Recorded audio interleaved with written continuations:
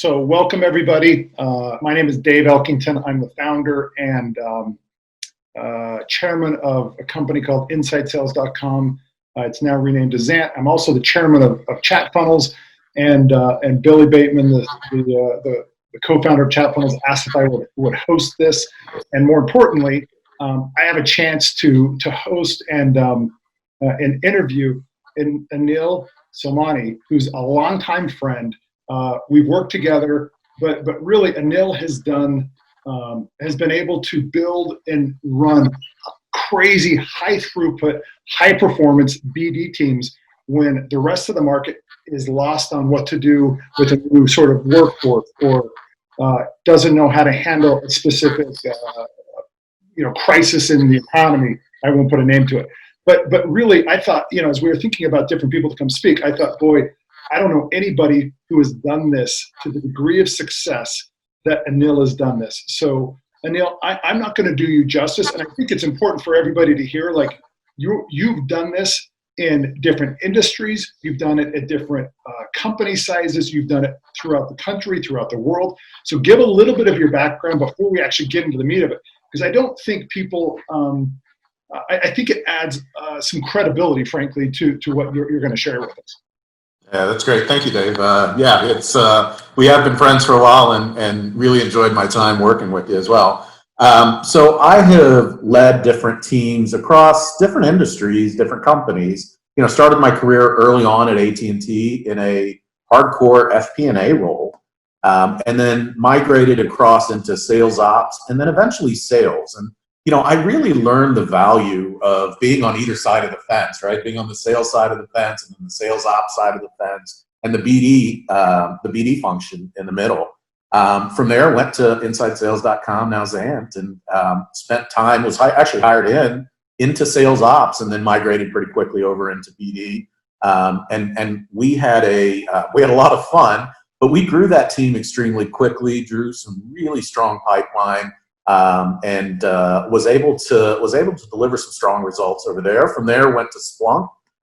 Almost very similar trajectory in that I was hired in for sales ops, and then moved over into inside sales, business development. And I slowly started finding my niche at inside sales and Splunk, where that BD inside sales space was a really good mixture for me. I felt like it really honed a couple of skill sets that I really enjoyed and felt like I was decent at. From there, went to a company called LifeSize, and led our global BD team. And then we slowly started developing into a renewals and a little bit of an inside sales team.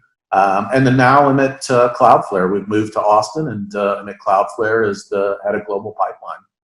So what I love about your background, and it actually is kind of the key question I want to start off with, is I don't think sales leaders, and in particular biz dev leaders, BD leaders, look the way most people think they look.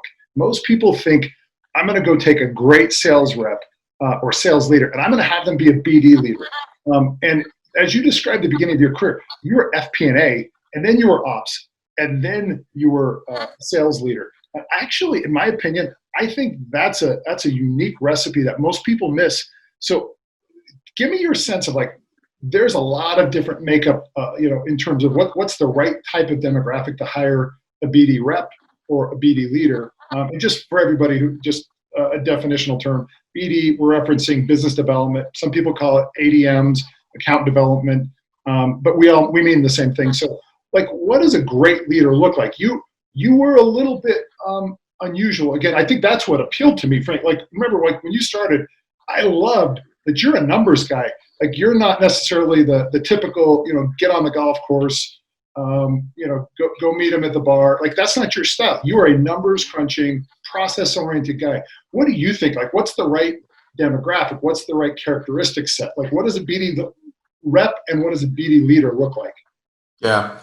I'll preface all this by saying, this is based upon, my 20 years of BD experience and some of the things I've seen and heard, not necessarily CloudFlare, but I will tell you, I still remember the conversation, Dave, you and I had outside of the restaurant in the parking lot when you gave me the BD team.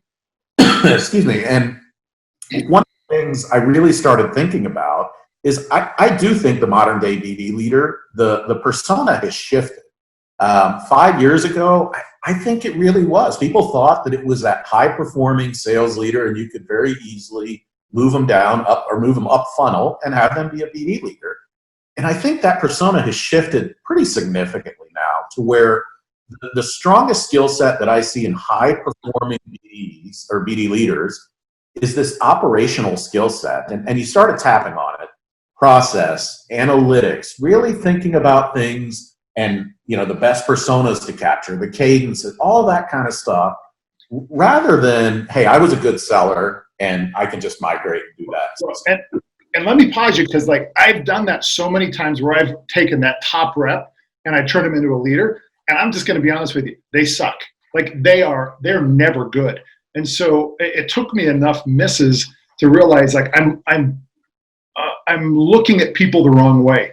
I'm assuming success in one environment equals success in another environment. So it actually brings an interesting like topic. Like we get very stuck in our stereotypes, right? Like we kind of think a sales rep is, you know, a 42 long, you know, right out of IBM, chiseled, you know, healthy, and that's not it, right? We need to start thinking differently. Like what do you think? Yeah, absolutely. I mean, there's a couple of things, and you just tapped on something around, you know, diversity of thought and diversity of experiences, and we can come back to that. But, you know, I don't think you're the only one. I think a lot of folks have looked at that and just said, yeah, that's the perfect persona to move forward. Now, I do actually think having a sales background and carried a bag or run a region, whatever it is extremely important, right? Because the BD leaders need to be able to periscope up and down, be able to objection handle, set appointments with their team. They have to sell before and understand the product. So I do think it's important. I just think it's less important than it was in the past. And then that last skill set that's been there and I think is solidifying is the people side of this. Yeah.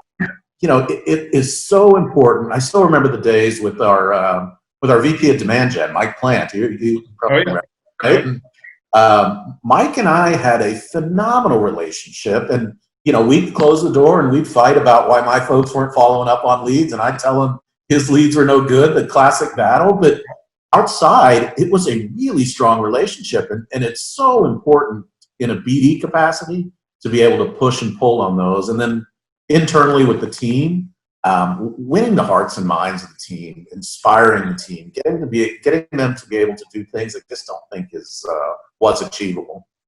You know, it brings up an interesting point. Like once you guys got your groove, and I've seen you not do that just at Inside Sales. Like this has been your pattern. Is you kind of embrace different thinkers, different approaches, different styles. And what you've done with that is you've really been a master at like creating and motivating people in ways like, and do things I don't even think they thought they could do. So again, before, I have so much I want to get out of you in this 20 minutes, but how do you motivate that person, that BD? Because look, BD is a hard job. Like that job, like I'm gonna be the first to say it. That job is tough. And can people do that for more than a year or two? It takes a special kind, right? So that's one question. Like, how do you motivate people and keep the energy? Because otherwise, like, you know, you're on the phone or you're sending emails and that energy level goes down, you're terrible. So that's one. How do you motivate people? And number two, what do leaders need to look like to be able to create that motivation? So first, hit that motivation thing. Yeah, I think that motivation piece is so important. And, you know, we just even some of the things that I've done in my career, a lot of them over at Inside Sales. I mean, you probably remember the days of where we had Jim, right? Jim Steele. Yeah. He you know, we hit a quarter. We had a really, really strong quarter as a company. And I asked Jim, hey, yeah, I'm like, hey, Jim, can you pop into a dunking booth for me? Without hesitation, he said, yeah, I'm in. And the funniest part about this, right? Jim comes out, and Jim is in a suit, and he comes out, and I asked him, I said, hey, Jim, all of us have changed into our shorts and t-shirt, preparing to get dunked. Jim comes out in a suit, and Rebecca and I are saying, hey, do you want to change? And he says, no, I do things at a top level all the time. If I'm going big. And this is not like this isn't a ZCMI or a Walgreens suit. I don't even know if they make. I don't know. I don't think they make suits. This is like it's got to be a $2,000 suit with $1,000 loafers on. He looks money, and he climbs up into that booth without a flinch, dude. At that point I have a newfound respect for Jim Steele. The guy was amazing. I think Rebecca and I got his watch off and his shoes off. That he was in, and okay, I didn't know that. It is stuff like that the team had a blast, and doing the dunking booth. If you remember water balloons, right? We got to throw water balloons at us, and it was so simple. With we had hot dogs and Cokes, and I think we had a snow cone machine, and we threw water balloons at Mike and I actually. And so it doesn't have to be expensive. I think there's this misperception that, we have to spend a ton of money. We have to spiff the BDs. I love this. I've got to interrupt you because you've hit like a key point. Most people assume it is about money, and it's not. It's about achievement, right? And it's about showing it. One incentive we did, it might have been even before you were there. We had, it was like Star Wars figurines that I think we paid I couldn't have been more than $10 each, and they represented a trophy for like the top BD for the day or the week. Like it's about recognition, it's about having fun, it's about mixing it up, right? Like, what are some of the incentives you used that were effective? Yeah, I mean, all of those, right? All of the above. I do think it's a mix of gift cards, yep, the dunk booth, the water balloons. I had a couple of days off. Having me call and work through people's queues. That's another one, right? That, saying, hey, look, like you're gonna get your boss on the phone and I'm gonna go set appointments for you. Just things like that, having a little bit of fun with it. It doesn't have to be expensive. And I think there's that big misperception out there. The other part is encouraging executives across the company. As we sat in our executive meetings, our entire E-staff was extremely willing, and every place I've been, extremely willing to chip in and say, hey, tell me what you need. You need me to come talk to the team? You want to put me in a dunking booth? You want me to go get water? Everybody's willing. And as a BD leader, I think it's your job to come out to to those meetings and grab everyone else and say, come on, I need your help here. I need you to go help motivate this team. Don't go at it alone. So you talked about, as a BD leader, what are the other characteristics? Like what does a BD leader look like? Yeah, I think it's back to that, it's that mix, right? Of highly analytical, highly process oriented, understands sales, appreciates sales, understands the challenges they go through, and then, leads with empathy, right? Is someone that can really motivate, inspire, the team, right? Because you've got, to your point earlier, it is a hard job. And I would argue it's one of the toughest jobs in your company. And, it's a transient where many people come into the role and they're looking like, hey, I've got to do it. I want to check this box. And then I'm out. You've got to win the hearts and minds of those folks while they're in that seat. Well, and I'm going to actually give a little bit of personal background. It was one of my first jobs. It was during my internship at school. So I had an internship with Merrill Lynch, and my job, one of my jobs, besides like shredding paper and like it was a like do whatever we say internship, I had to fill a seminar, basically an investment seminar at the La Quinta Inn about every month. And they gave me a phone on my desk and they gave me the phone book. Like that was it. And I was just dialing. And in a month, I could get somewhere between 30 and 50 people in a dinner at the La Quinta Inn every month. And it's like a rite of passage. If you can do that, you're likely to be successful, not just in sales. In my opinion, I think in your career, if you can do that for a year. Now, that was an internship, so that was like 3 months. But still, if you can do that for a year, I think you can do anything. Yeah, it's definitely a tough role, and resiliency and adaptability in there. Extremely important traits for the BDs and even the BD leadership that comes in. Yeah, no, I love it. Okay, so you're talking about motivating and leadership. The whole thing got thrown on its ear about 6 to 8 years ago, and it's a big deal today. 60% of the workforce are millennials, and I would argue in the BD space it's probably much higher than that. So I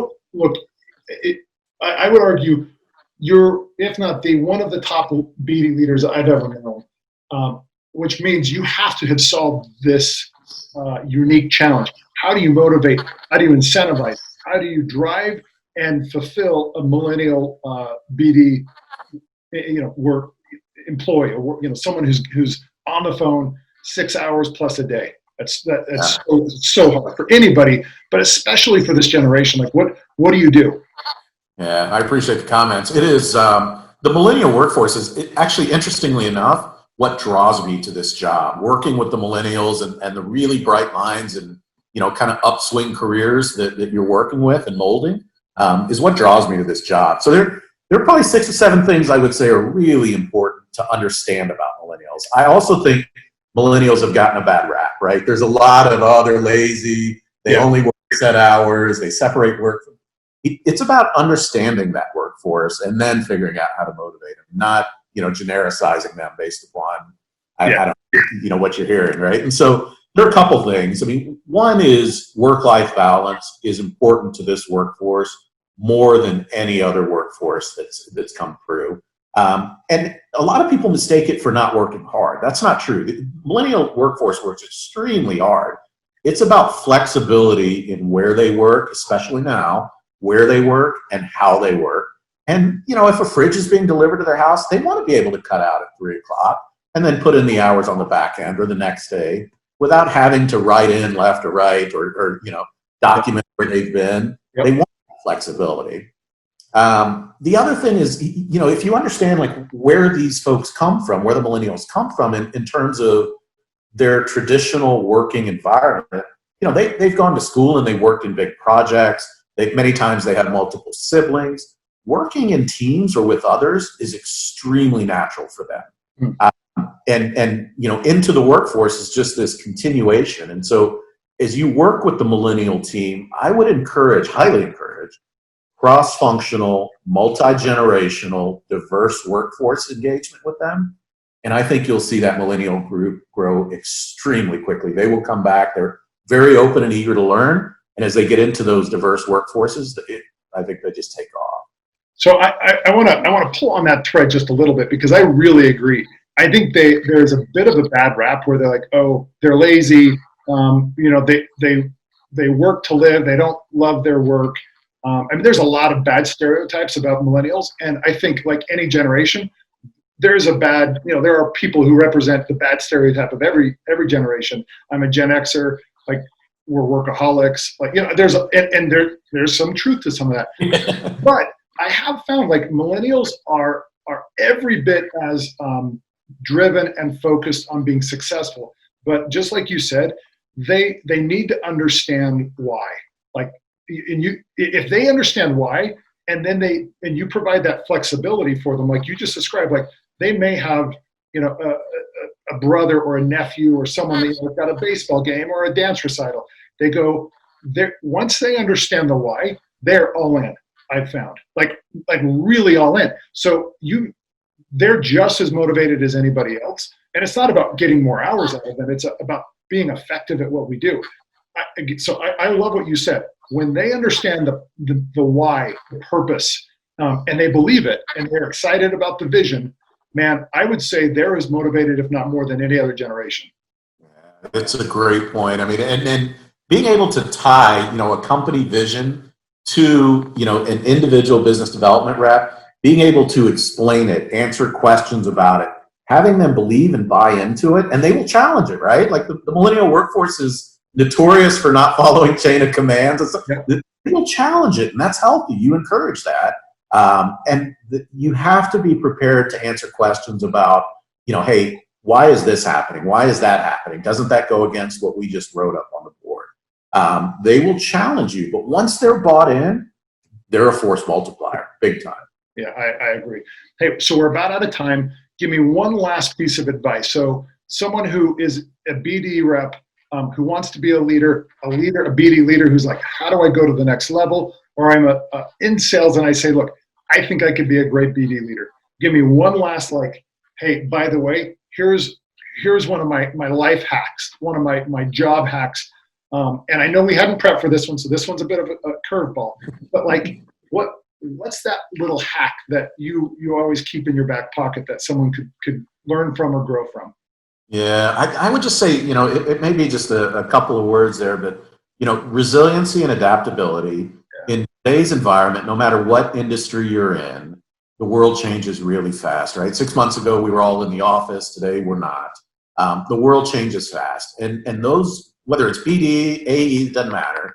The ones that can adapt and are really resilient and adaptable to a really quickly changing environment, I think constantly will win. I think the other part is, this concept of appreciating and understanding diversity, diversity of thought and experience, and being able to embrace that. And you and I, Dave, may not see eye to eye on every topic, but to be able to be open and understand each other, work with each other, appreciate each other's point of view, sharpen the idea, and then put it out, I think is just a missed skill set today, and one that I think if people embrace, they will accelerate their career. See, and again, I'm gonna just amplify what you said, and we'll wrap up. I love that. I think there's so much dialogue about diversity, and it's important. But in the workforce, diversity of thought, diversity of experience, I don't think you can beat that. And as long as, like you said, you're open and adaptive to like what that means. Like someone has a challenging idea versus instead of the old school, no, I'm right. I paid my dues. I don't care what you say. If everybody has at least equal value in their opinion, man, can you imagine what our economy could be, our companies could be, our careers could be? So I think, dude, I love it. Diversity of thought, diversity of experience. Amazing, amazing piece of advice. Anil, one of the rock stars of the industry, thank you for taking a couple of minutes with us. For those who want a little more information, on the page here, you'll see Anil's information. Contact him. LinkedIn, what's the best way to reach out? Yeah, LinkedIn's great. So reach out. He is, like I said, a master of this craft and a leader in the industry. So thank you again, Anil. Genuinely, I can't thank you enough. Yeah, thanks, Dave. It's so great seeing you again. Thanks.